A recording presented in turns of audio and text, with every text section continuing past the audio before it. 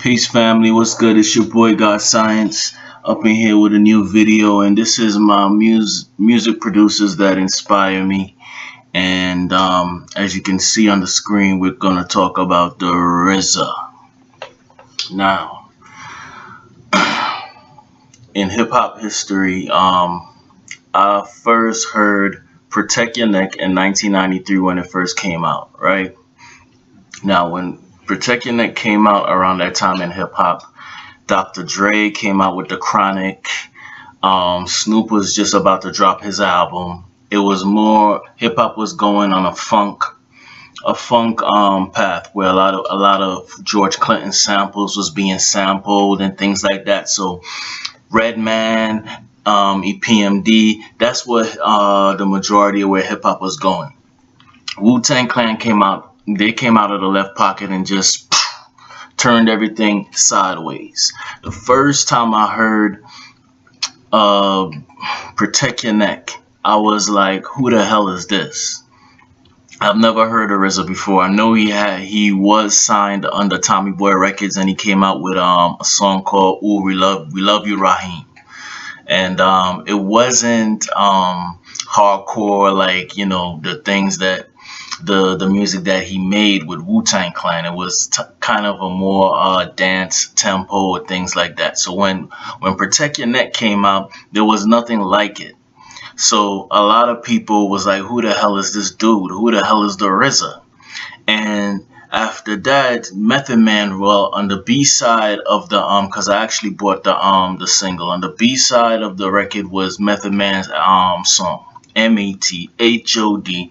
Man, everybody know that song.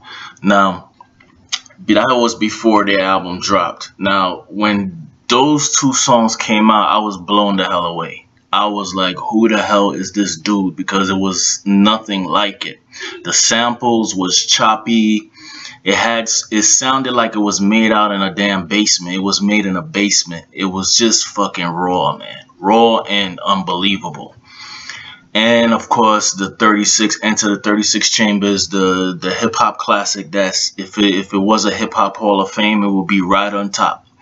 Nothing sounded like that album. That album was so fucking raw, and it was genius. The way how the RZA sampled the karate, the old kung fu flicks, which I used to watch in Brooklyn. Everybody watched that shit on weekdays in Brooklyn if you grew up in New York. Right, and the way how he sampled that and he put it into the music, I mean, it was just fucking genius, man. It was genius, and it was nothing like it. And that's when I first heard of the RZA, and I was, like I said, I was blown away. It's few producers that exist that blows me away, but I gotta give it up to the RZA. He is one of the most hip hop producers of all time. Period.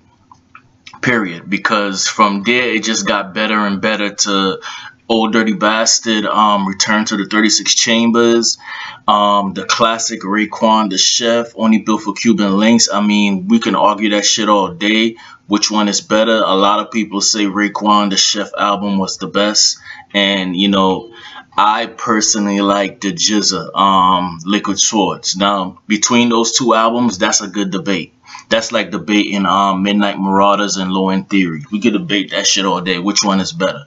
But I think GZA album was better. But I can't deny it. Only Built for Cuban Links was something serious. And once again, RZA took it to a whole nother fucking level. I never had a producer inspire me other than, I mean, if you watch my other videos, I talked about Earth, Wind and Fire. They came out of the 70s and the 80s, but the RZA, I'm talking about hip hop. He took it to a whole nother level, man. The way he used the Ensoniq, I think he was working on an Ensoniq ASR 10. I think he was working on an SP or MPC 60. I'm not sure, but whatever the hell he was using it to the max, because I mean, I remember the day when I heard Glaciers of Ice, which is on Raekwon's Only Built for Cuban Links. I sat down, Rap City. If anybody remember Rap City, for you little kids out there, y'all might not know what Rap City was, but Rap City was a show on BET that played the latest hip hop videos and things like that. And Glaciers of Ice came on. And when I heard that freaking beat, man, I was like, wow. It was even up to this day when I hear that beat, I think that's one of RZA's greatest albums ever produced. That song, I mean, the song was ridiculous. You know what I'm saying? Ridiculous. And it just got, like I said, it just got better. All the Wu-Tang Clan first albums, which is the Old Dirty Bastard, Raekwon the Chef, then it was GZA, then it came to Ghostface, and he just seemed to be getting better and better and better and better. Every other album that he did, then he came to Wu-Tang Forever. That was amazing. Like I said, this dude put down some work. And that's not even talking about the Gravedigger series, that when he started the first Gravediggers and the second Gravediggers, I think Prince Paul did majority of the production on the first Gravediggers album. But the second Gravediggers album, I think the Wu Elements, which he had a group of other producers, including him, True Master, Fourth Disciple, Goldfingers, dudes like that, they did the second Gravediggers album. But the RZA, man, total producer genius, producer god. That's what I call him. Now, lately, his music has changed. I will say from 99 to, I'll say 98. The last thing that I think RZA had a kind of magical glow to was the W. The W to me was like the closest he got to his that era where he was just putting out fucking hits. And that's like something I believe, like with all producers. There's a certain time in a producer, every producer, that no matter what he does, it's just hits. It's hits. I call it the glow. When a producer has the glow, they produce anything they produce the hit. It happens to every producer. You know what I'm saying? Kanye West, when he came out with Graduation, 40, when he dropped Drake first album. Every producer is a certain time where they just shine, and RZA had that glow for probably the entire 1990s, the 1990s. So regardless of if his music fell off, I don't know. A lot of people will say he wasn't making the beats. I don't agree with that. I think he was making the beats, because there's documentation of people watching him even when he made Only Built for Cuban Links. You know what I'm saying? Fourth Disciple said he sat down and watched him make it on the ASR 10. So I don't believe he wasn't making the beats, but his music did change. It doesn't have that grimy feel anymore. You know what I'm saying? The Iron Flag was alright. After Iron Flag is when everything started going downhill. I started seeing a change. Even the first Bobby Digital album, when that came out, it was so much hype around it, because that was like RZA's first solo album, and everybody's like, wow, this just gonna blow everybody away. It's gonna change the world. Because before, everything was leading up. I mean, he was just putting out hits. And when Bobby Digital dropped, it was like, okay, you wanted to like it. You were like forcing yourself to like it because it's the RZA. You know what I'm saying? But after a while, the music just started going down and down. Now, this is my theory. I think RZA started studying. He has made that statement that he studied. He started studying more music. He started to expand his musical horizon. He wasn't working only on the samples. He was doing less samples, which of course we know that it's hard to sample these days, because you gotta clear the samples and all this shit. Only people that could really afford to clear the samples could sample these days, like Kanye West, Dr. Dre. You know what I'm saying? It's not like back in the days how you could sample. So I get that, but his music it just wasn't the same, man. You know what I'm saying? Even when they came out with A Better Tomorrow, I was disappointed, because I think One of the reasons, the problem is RZA set the bar for himself so high, man, is that when he comes out, when he puts out some work or something like that, we expect it to sound like 36 Chambers. We expect it to sound like, you know what I'm saying, the old Cuban Links album and shit. And when it doesn't, it's like, man, he fell off, which is, it's not, on one hand, it's not corny. It's still good music. It just doesn't have that magic that it used to have, man, where you will listen to a track that RZA did and you rewind it and you'll be amazed by it. You like, what the fuck was this dude thinking to make some shit like this?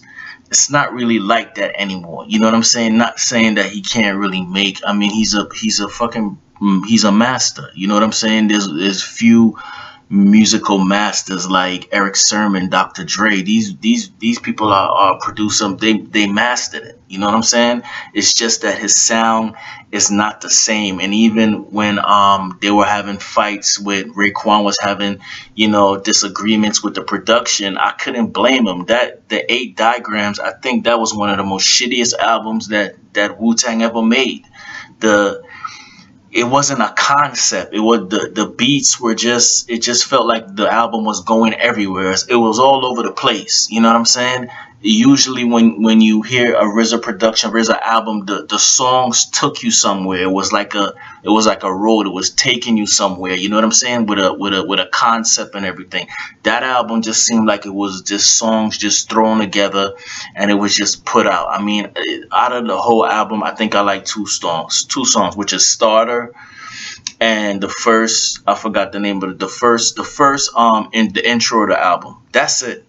You know what I'm saying? So I gotta put RZA up there in the top 10 of the best producers to me, because that's a hard thing to do. To who's the best producer? To me, RZA is up there. I gotta put him up there. You know what I'm saying? With Maurice White, because he inspired me to not make music, but to get creative. You know what I'm saying? To push myself, to try new things. RZA was, and if you notice, the producers that's always successful is the ones that try new things, don't stay in the same. Because like I said, everybody was putting out funk sample, funk sample songs through that whole era, and RZA decided to go left. It's sort of like today, everybody is doing the trap sound. You know what I'm saying? And it's going to take one person to say, you know what, I don't want to do the trap sound. I'm going to try this shit. And when that person does try that shit, he's going to be the next star, because he's going to come out with his own sound. And then when he comes out with his own sound, everybody's going to jump on his shit and start trying to emulate his sound. Sort of like DJ Mustard.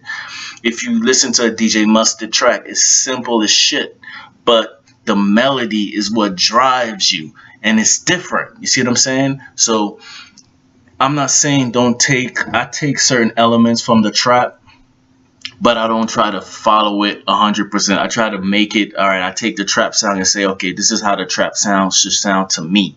And I'll make the beat like that. But the RZA, he tried new things. Though his samples, the way how he broke down the samples, chopped them up. I mean, RZA he is inspired hundreds of producers, man. I don't think there's one producer today that can't say they wasn't inspired by the RZA for the work that he did. And even though his music, the latest thing I've heard from him is his new project, Banks and Steels, with I can't get his name off my mind right now, but the album is like a hip hop rock alternative. It's all right. It's all right. It's hot. I like it. You know what I'm saying? But you always catch yourself trying to compare it to the old RZA. You know what I'm saying? The 36 Chambers RZAs, and I think you can't get around that. It's not going to sound. That's just like when you hear a song from Dr. Dre. You always going in your mind compare it to the Chronic and the and Snoop first album, because they made such an impact with that music. It's like anytime they put something on US, you gotta expect that shit to be hot.